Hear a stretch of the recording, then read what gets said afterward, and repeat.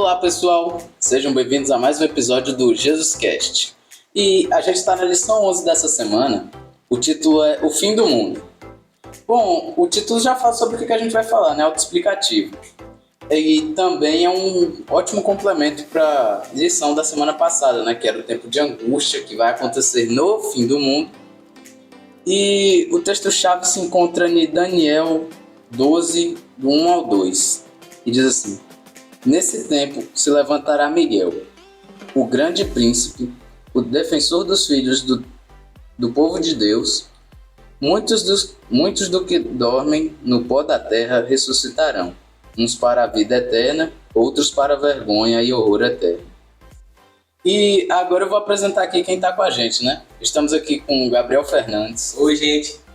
Renata Gondim. Oi, pessoal. Diego Reis. E aí, galera? Guilherme Dória. E aí, pessoal, tudo bom com vocês? Lulu Oliveira. Oi, gente, tudo bem? E a gente tem uma convidada especial dessa vez também. E o nome dela é Zaine. Ela é da base Alfa de lá de Ilhéus. Me chamo Zaine, sou da base Alfa, Distrito Ilhéus. Como a gente viu semana passada, né? O tempo de angústia será um período terrível para aqueles que não conhecem a Deus. Mas para o povo dele será um momento de vitória. Porque Deus está protegendo, vai estar protegendo o povo dele, né? Muitas vezes nós nos concentramos nas dificuldades do tempo do fim e nos esquecemos de enfatizar o infinito poder de Deus para libertar e proteger os que são fiéis a Ele. Ter medo dos acontecimentos do tempo do fim é natural. Na verdade, até mesmo que as pessoas que não professam nenhuma religião, elas ficam nervosas ao observar os sinais que já estão ao nosso redor. Muitas pessoas depositam a fé em antigos calendários que predizem a data do fim do mundo. Outros criam teorias da conspiração para explicar os sinais da volta de Jesus. Outros ainda afirmam que esse mundo será destruído por alienígenas ou que o próprio ser humano se autodestruirá com uma guerra nuclear. Alguns creem que o asteroide vai atingir o nosso planeta e vai destruir a vida por completo. Então tem tanta especulação, né, que às vezes até a gente mesmo se perde. Mas se a gente olhar para Deus, a gente vai saber que Ele vai vir nos libertar dessa miséria que a gente está vivendo e da dor.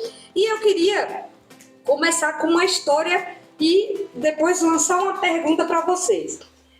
O nome do cara que fez isso aqui é Charles Blondin. Ele foi um acrobata francês, ele é especialista em equilíbrio sobre cordas. Aos 5 anos de idade, Blondin começou a frequentar uma escola de acrobacias em Lyon, na França. 6 meses mais tarde, ele fez sua primeira apresentação.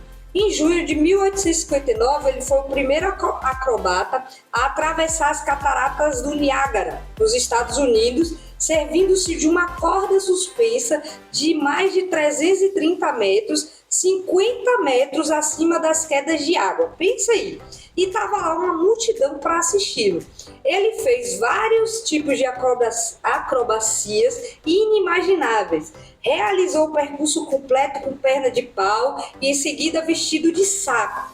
Chegou mesmo a carregar um fogareiro e uma frigideira até o meio do percurso. Sentou, fritou e comeu um omelete. A multidão vibrou com ousadia e coragem de Blondin. Finalmente, o incrível acrobata pegou um carrinho de mão e realizou o percurso com os olhos vendados. Ao voltar, sob aplausos ensurdecedores dos espectadores, ele perguntou se alguém da plateia acreditava que ele fosse capaz de carregar uma pessoa no carrinho de mão ao realizar o percurso. E ele ouviu sim, sim, sim, a multidão gritou entusiasmada. Afinal, ele era o maior equilibrista de todos os tempos. A multidão não tinha a menor dúvida da sua capacidade. E aí ele lançou a pergunta: há algum voluntário? Ouviu-se um burburinho entre a multidão e todos começaram a olhar uns para os outros. Eles estavam ansiosos e animados, mas ninguém teve coragem de aceitar o desafio. Em agosto do mesmo ano, o empresário de Blondin atravessou as cataratas do Niágara nas costas dele. Então, eu pergunto para vocês, Quem de vocês teria coragem de fazer a mesma coisa? Amarrado. De confiar no cara pra ele... Ele foi, você viu a história? Ele foi várias vezes com carrinho de mão, né, montado da bicicleta, né, carregou várias coisas. E aí todo mundo aplaudindo, fala, poxa, ele é o cara. Na hora que precisou de algum voluntário, ninguém quis. E aí, vocês... Eu não, porque é literalmente colocar minha vida na corda bamba.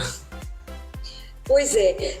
A gente faz isso com Deus, né? Diz que acredita em Deus, na palavra deles, mas ao chegar as provações e os momentos difíceis, nós nos recusamos a confiar nele. Assim como as pessoas que assistiram Blonde cruzar as cataratas do Niágara sobre cordas, afirmamos que confiamos em Deus, mas não aceitamos dar um passo à frente e entrar no carrinho de mão, que foi o que ele fez. Então a lição dessa semana vai nos dar um vislumbre de como será a volta de Jesus e o que acontecerá com os santos e os ímpios no fim do mundo. E a pergunta primeira que eu faço para vocês é: quando você pensa nessa volta de Jesus, qual é o sentimento que você tem? Eu tenho já uma opinião sobre isso. Quando eu era menor, que me falavam da volta de Jesus, né? E até antes um pouquinho de eu entrar na igreja, eu achava que ia ser...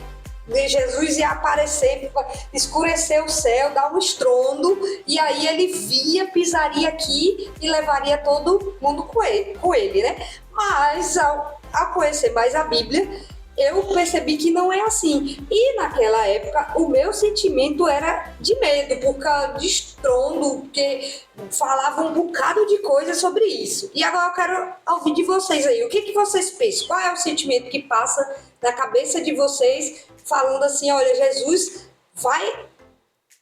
tá vindo ali, e aí, como que vai ser essa volta? Como que vocês imaginam Jesus? Ansiedade, porque eu anseio a volta de Cristo. O sentimento que vem é a alegria, que faz com que o medo vá embora, porque mesmo com tudo que possamos sofrer no tempo do fim, valerá a pena, pois encontraremos o nosso Salvador Jesus. Olha, quando eu penso no que vem antes, né, da volta, no caso da angústia e os eventos ruins que vem antes, aí eu fico com medo. Mas se for pensar na volta de Jesus, só na volta de Jesus, eu fico muito feliz, porque eu fico imaginando, sabe, ele descendo todo gloriosão, com a coroa, com uma roupa, com um brilho, e aquele tanto de anjo assim cercando ele. Eu ficaria numa felicidade imensa, velho.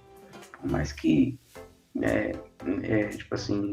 acho que nenhum de nós possa dizer com 100% de certeza que vai pro céu, mas, pelo que eu tenho feito, né, eu tenho me esforçado para seguir a vontade de Deus. E eu sei que se eu visse ele, eu ficaria muito feliz com a volta de Jesus. Hoje eu imagino como se fosse um filme da Marvel. Super-herói ali mesmo. Eu ia pensar nisso também, ele sentado numa cadeira assim, vindo, um trono grandão assim, e os anjos vindo do lado, e o zumbi, né, olhando, digamos assim, o zumbi, olhando pra ele, e ele chamando, e separando, como se fosse, um exemplo assim, como se fosse o gado branco do gado preto. E você, Lucas, o que você pensa? Eu penso muito de acordo com o que está escrito na Bíblia, sabe? Primeiro ele andando assim nas nuvens, pequenininho assim, vai ficando cada vez maior. Já na forma que ele vai chamando assim, eu imagino os anjos descendo, pegando um e levando pro céu assim. E quando você pensa nisso, o sentimento que você tem é o quê? É medo? Como é que fala? Adrenalina? Adrenalina. Qual é o seu sentimento quando você imagina essa cena? Porque todo mundo já imaginou essa cena, né? Como eu tenho imaginando a parte boa, eu diria que eu acho legal, no caso da felicidade. Você, Bia? Rapaz, eu conheço ele voltando, um bocado de anjo mesmo, um bocado mesmo. Aquelas pessoas que não acreditam em Deus. Assim, poxa, velho, não sei o que, reclamando, querendo se matar e não sei o que, negócio a quatro. E eu tenho um pouquinho de medo por não ir. E um pouquinho de ansiedade, ainda mais quando acontecer alguma coisa ruim. Pronto, esses sentimentos aí que a gente está falando aqui, geralmente está relacionado ao conhecimento que a gente tem das situações, né? Então, a gente vai ler uns versos aqui da nossa lição que fala justamente sobre isso. O primeiro verso é o de Daniel aí. Repete aí, Lucas, o verso-chave pra gente. Nesse tempo se levantará Miguel, o grande príncipe, o defensor dos filhos do teu povo, e haverá tempo de angústia, qual nunca houve, desde que houve nação até aquele tempo. Mas naquele tempo será salvo o teu povo, todo aquele que for achado inscrito no livro. Muitos dos que dormem no pó da terra ressuscitarão, uns para a vida eterna e outros para a vergonha e horror eterno. Biel, lê aí Apocalipse 1:7. E eis que ele vem com as nuvens, e todo olho verá, até mesmo aqueles que o transpassaram, e todo o povo da terra, povos da terra.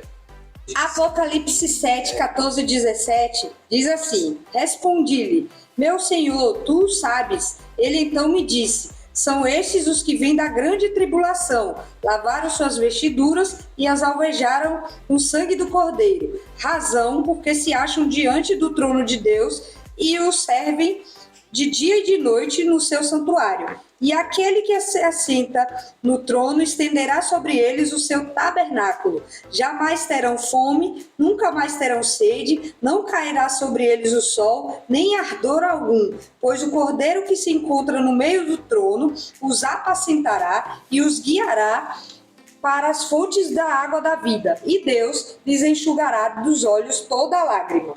Agora Guilherme vai ler 1 Tessalonicenses 4, de 16 a 18. Porquanto o Senhor mesmo, dada a sua palavra de ordem, ouvida a voz do arcanjo e ressoada a trombeta de Deus, descerá dos céus, e os mortos em Cristo ressuscitarão primeiro. Depois nós, os vivos, os que ficarmos, seremos arrebatados juntamente com eles entre as nuvens, para o encontro do Senhor nos ares. E assim estaremos para sempre com o Senhor. Consolai-vos, pois, uns aos outros com essas palavras. Tu vai ler João 14, 1 a 4. Em João 14, 1 ao 4 diz: Não se perturbe o coração de vocês. Creiam em Deus, creio também em mim. Na casa de meu pai há muitos aposentos. Se não fosse assim, eu lhes teria dito: Vou preparar-lhes lugar. E se eu for e lhes preparar lugar, voltarei e os levarei para mim, para que vocês estejam onde eu estiver. Vocês conhecem o caminho para onde eu vou. Qual a imagem mental que você faz sobre a vinda de Jesus depois de ter lido esses versos?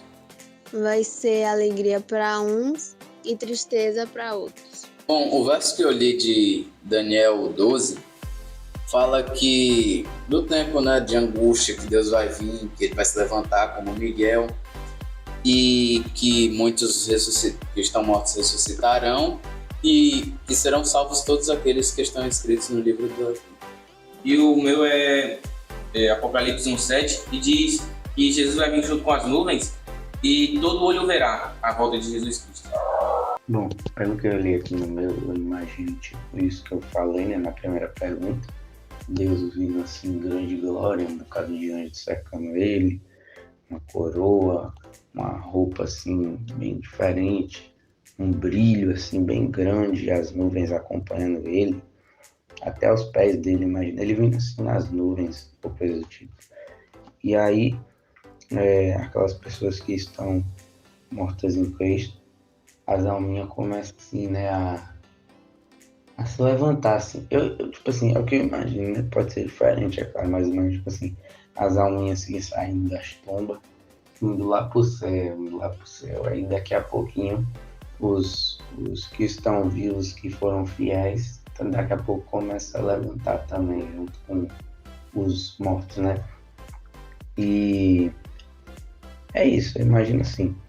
O verso de João 14, 1 ao 4 nos faz imaginar quão grande e bonito é o céu, que nossas moradas serão lindas e ficaremos muito felizes em morar com Jesus. E quando Jesus vir, será maravilhoso. Será um alívio em morar em um lugar sem coisas ruins e sem o pecado. Bom, e os que Deus salvou, né, aqui pelo que eu entendi do meu, Os que Deus escolheu, eles vão ser lavados pelo sangue do Cordeiro, né, as vestes deles, e eles vão se tornar puros, e eles diante do trono de Deus, né, não haverá mais nem pranto, nem dor, nem sede, nem fome. Exatamente. Bom, é bom lembrar que Deus sempre cuidou do seu povo ao longo da história. Embora ele tenha permitido que os santos perecessem, isso não quer dizer que ele abandonou todo mundo. Por sermos mortais, nós todos morreremos em algum momento. Quando esse dia chegar, nós descansaremos de todos os nossos fardos e da dor para ressuscitarmos para a imortalidade por ocasião dessa volta de Jesus. Como já falamos, a morte não é um fim, mas um descanso. E em muitas ocasiões, Ellen White falou a respeito do livramento do povo de Deus durante esse tempo de angústia. Os anjos do céu serão comissionados para ajudar todo mundo. Embora seja um período difícil, o remanescente contará com o poder de Deus para sustentá-los, né?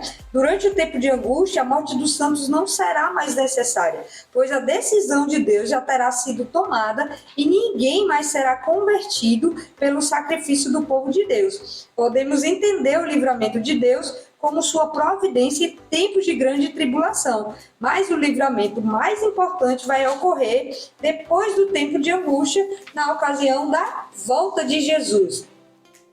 Aqui onde a gente mora, no Brasil, né, principalmente aqui no Brasil, é razoavelmente confortável, né, a nossa vida comparada a outros países. A gente não passa fome, a gente não enfrenta a guerra, até mesmo o pobre dos pobres, ele vive uma vida que muitas pessoas já ajudam e eles conseguem de alguma maneira sobreviver. Imagine a África, né? A gente tem água limpa para beber, né, por exemplo. As pessoas vivem com relativo luxo se comparado às pessoas dos países, como eu falei. Um exemplo que eu gosto de dar é a África e a Índia. Por vivermos assim, muitas vezes a gente falha em sentir a necessidade da libertação que a segunda vinda de Cristo vai trazer. Mas se a gente acompanhar os noticiários, a gente vai ver guerra, vai ver fome, vai ver corrupção para todos os lados. Nós veremos que os resultados das epidemias que se alastram cada vez mais, de tsunami, terremoto e dos furacões. E até aqui no nosso país a gente já sofre a perda de entes queridos, como aconteceu agora na Covid, né? Nessa epidemia aí da Covid. Então, assim, nossa situação, mesmo que seja estável e relativamente prazerosa, o pecado nos atinge de alguma forma. E a gente já falou do nosso verso-chave dessa semana, né, que ele só complementa o da semana passada, que ele diz que as pessoas despertaram do sono, da morte, que essas pessoas que vão despertar desse sono são as que escolheram Jesus como Senhor da sua vida. Elas vão acordar com a voz dele e encontrarão ele nas nuvens do céu. Jesus não vai pisar nesse mundo, porque esse mundo está em pecado. Ele não vem ainda para purificar a terra. Só depois que ele chegar aqui e levar a gente passar 1000 anos, e aí assim a terra vai ser purificada. Na parte do livro Os Resgatados, página 323, tem assim: os últimos traços da maldição do pecado serão removidos. Na mente, na alma e no corpo, os fiéis de Cristo refletirão a perfeita imagem do seu Senhor. Os justos vivos também serão transformados e levados para o céu, junto com os fiéis ressuscitados para viverem eternamente felizes. Mas se vocês observarem, o texto bíblico fala que outros ressuscitarão para a vergonha eterna. Quem vocês acham que são essas pessoas que vão ressuscitar para a vergonha eterna? E qual é esse tipo de ressurreição? O segundo grupo são as pessoas que não aceitaram Jesus como seu Salvador, o zombando e o ridicularizando. São os que não se arrependeram de fazer isso. Com isso, essas pessoas vão ressuscitar para ver Jesus voltando e depois morrerão, para ressurgir depois do milênio, quando o mal será eliminado. As pessoas que ressuscitarão para a vergonha eterna serão aquelas pessoas ímpias, né? Recusaram a graça de Cristo na vida delas e não aceitaram, né, a Jesus como seu Salvador e Redentor.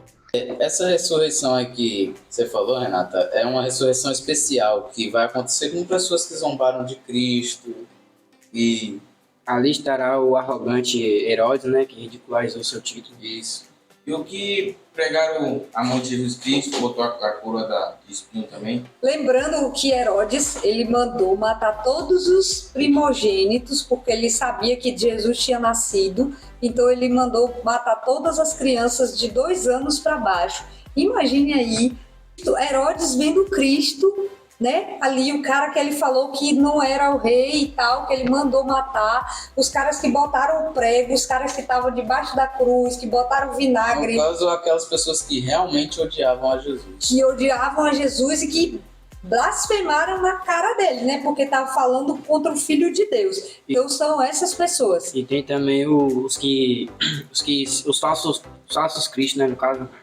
Não. Essa ressurreição especial só vai ser para aquelas pessoas que na crucificação de Jesus e quando Jesus estava ali andando com eles, que estava chegando o fim da vida, né, que Jesus sabia que ia morrer, essas pessoas que zombaram dele. E agora a gente vai lá para os nossos versos de impacto. Eu queria que Biel lesse aí, Miqueias 6:8. Ele te declarou, ó homem, o que é bom e o que é o que o Senhor pede de ti. Se não pratique a justiça, ame a benignidade e ande humildemente com o teu Deus. Eclesiastes 3:11-12. Tudo fez formoso em seu tempo. Também pôs no mundo o coração do homem, sem que estas possa descobrir a obra que Deus fez desde o princípio até o fim. Já tenho entendido que não há coisa melhor para eles do que alegrar-se e fazer o bem na sua vida. E por fim, Mateus 24, de 36-39. Ele diz assim: mas daquele dia e hora ninguém sabe, nem os anjos do céu, mas unicamente meu Pai. E como foi nos dias de Noé, assim será também a vinda do Filho do Homem. Porquanto, assim como nos dias anteriores ao dilúvio, comiam, bebiam, casavam e davam-se em casamento, até o dia em que Noé entrou na arca, e não perceberam, até que veio o dilúvio e os levou a todos. Assim será também a vinda do Filho do Homem. Agora vocês vão me falar aí, qual desses versos, o que diz esses versos que vocês leram, na verdade? Eu gostei de Miqueias 6:8 porque diz que devemos ser bom e que nós praticamos a justiça e andar humildemente com Deus. Bom, eu gostei muito do verso... As palavras. Bom, eu gostei muito do verso de Eclesiastes, porque fala que Deus, ele fez tudo muito bem para nós no nosso tempo. Ele pôs o mundo no nosso coração, né, do homem, sem que este, no caso a gente, descobrisse a obra dele do princípio até o fim. E também fala que por mais que isso tenha acontecido da gente cair em pecado e nossa vida estar meio findada, que é pra gente se alegrar. Bom, eu gostei de Mateus 24, 36-39, porque, tipo assim, diz assim, que no caso a gente prega, entendeu? Se você não seguir, né, você vai acabar fazendo que nem Noé, tipo assim, Noé pregou, o povo não seguiu, aí o dilúvio só chegou, e ele nem, tipo assim, ele não sabia que hora, que dia o dilúvio ia chegar, então o dilúvio chegou e levou todo mundo, ele tava na arca com a família dele e ele foi salvo, entendeu? É como se fosse a gente também. E não foi por falta de aviso, né? É. Ele não sabia o dia e a hora, mas Deus falou com ele, ó, avisa o povo. E Noé pregou 120 anos para esse povo aí. Meninos aí, qual dos versos de impacto vocês gostaram mais? Eclesiastes 3, 11 e 12. Que Deus, né, colocou em nossos corações o anseio pela eternidade, embora o homem não consiga compreender o que Deus fez. O verso que eu mais gostei foi de Mateus 24, 36-39, que diz que ninguém sabe quando Jesus vem, apenas o Pai que está nos céus, e o dia do Senhor virá como ladrão. Muitos não estarão preparados, e essa é a hora que devemos nos preparar. O verso de impacto que mais me chamou a atenção foi os versos ali de Mateus 24, né? Porque eu acho muito interessante a gente prestar atenção nesse tipo de coisa, porque nem mesmo o próprio Jesus Cristo que virá nos buscar sabe o dia e nem a hora, senão Deus Pai. Então, eu vejo isso como uma advertência para que realmente a gente se dedique e como Deus estivesse falando o tempo todo. Busque, entregue sua vida a mim, sabe? Caminhe ao meu lado, porque se não for assim, sabe, não vai dar. Então eu vejo isso como uma mensagem de advertência, né? Para que a gente possa se preparar, para que a gente possa andar ao lado de Cristo e buscar Ele de verdade na nossa vida. No capítulo 40 do livro Os Resgatados, Ellen White nos dá um vislumbre único de Deus após a destruição do pecado, contando como será o livramento do povo de Deus e falando dos detalhes da volta de Jesus. E ela fala assim: a cruz será o cântico dos remidos ao longo de toda a eternidade. No Cristo glorificado, eles verão Cristo crucificado. Nunca se esquecerão que a majestade do céu se humilhou a fim de exaltar homens e mulheres, de que ele carregou a culpa e a vergonha do pecado e se escondeu da face de seu Pai até a angústia de um mundo perdido partir seu coração e acabar com a sua vida. O Criador de todos os mundos abriu mão da sua glória por amor à humanidade. Isso inspirará a admiração do universo para sempre. Quando as nações dos salvos olham para o Redentor, com a certeza de que seu reino jamais terá fim, e rompem em canção: digno é o Cordeiro que foi morto e nos redimiu diante de Deus com seu precioso sangue. Quando você olha para essa descrição aqui, falando que Jesus carregou a culpa, que o Criador abriu mão da sua glória, né? E que as nações dos salvos elas vão olhar para Jesus com a certeza de que o reino dele jamais terá fim, né? O que te chama mais atenção nessa descrição?